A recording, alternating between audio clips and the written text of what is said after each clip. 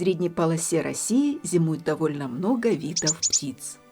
Украшением зимы являются красавцы-снегири. В начале зимы они питаются ясенем, рябиной, кленом. Ближе к весне им любимый корм, похоже, надоедает, и они появляются на кормушках. Здесь они доминируют над воробьями и синицами, которые мельче их. Нередкие гости на кормушках – чечетки. Правда, в последнее время их стало значительно меньше.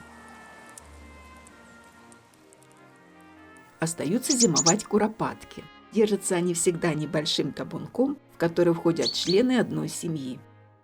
Куропатки – единственные птицы из гнездящихся на лугу, которые не улетают в теплые края. Зимой они перебираются поближе к людям. Они не относятся к обычным посетителям кормушек, но нуждаются в зимней подкормке не меньше других птиц. Из-за толстого слоя снега они не в состоянии доставать себе корм сами.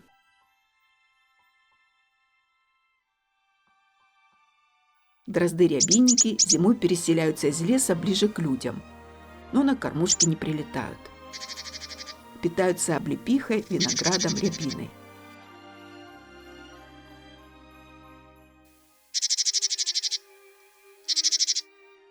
Дятлы заняты поиском личинок насекомых. Достают они их из-под коры, часто срубая для этого огромные пласты. Синицы их сопровождают и подбирают упавшие на землю личинки короедов.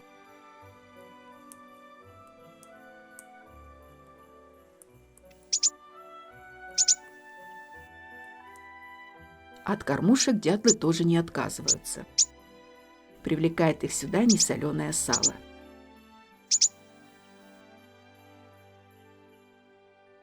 Остаются зимовать в средней полосе России неясыти. Обычно ночуют они в лесу, на деревьях, но бывают исключения из правил. Эта длиннохвостая неясыть в канун 2020 года поселилась в селе Кораблино Рязанской области. Ночевала она в одном из дворов под навесом. А днем облетала соседские дворы и принимала угощения от гостеприимных местных жителей. Перезимовав, сова, скорее всего, нашла пару и исчезла. Больше ее никто не видел.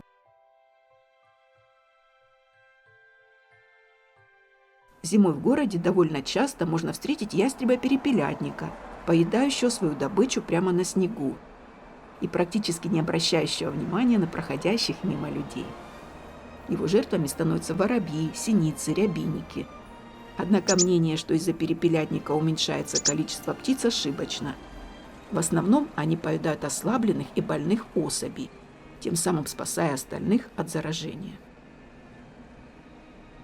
В средней полосе России остаются зимовать большая часть щеглов. Их стайки кочуют по тем угодьям, где в изобилии растут сорняки. Самые твердые семена они разгрызают с кажущейся легкостью. Когда все покрыто снегом, щеглов можно встретить на теплотрассе. Пение щегла можно услышать даже зимой. Всегда в стайке найдутся солисты, которые постоянно поют.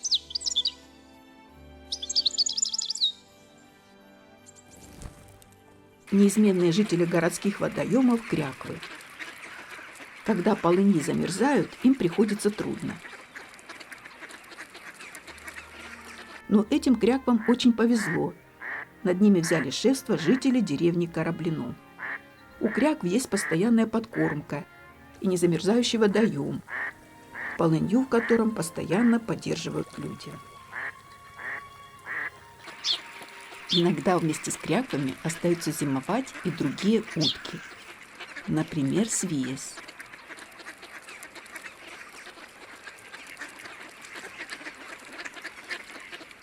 В поисках мелких насекомых обследует каждую трещинку коры пищуха.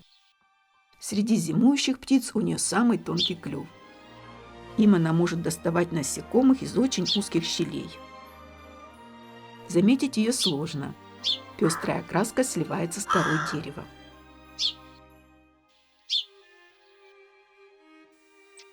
Высматривает добычу земняк. Появляются эти хищники в средней полосе России только в холодное время года. Весной возвращаются на север. Неизменные спутники кормушек – большие синицы, лазоревки и полевые воробьи.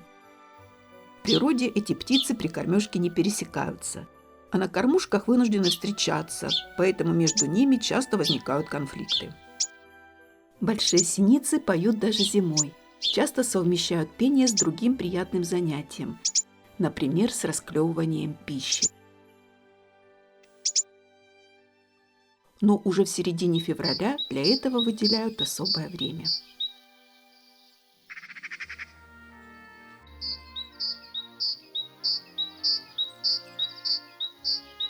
Значительно реже на кормушках можно увидеть хохлатую синицу и пухляка.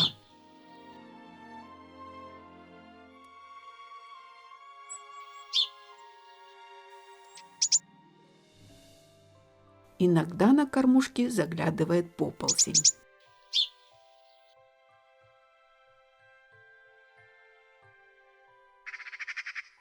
Редкостью на кормушках стали домовые воробьи. В последние годы их численность значительно снизилась.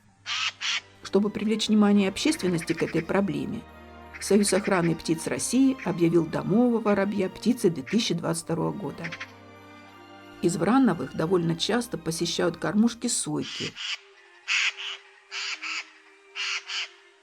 реже сороки.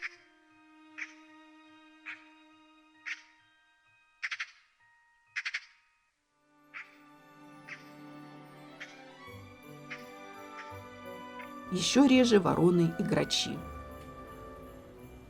Грачи раньше улетали зимовать в теплые края. Теперь с наступлением холодов их все больше остаются в средней полосе России.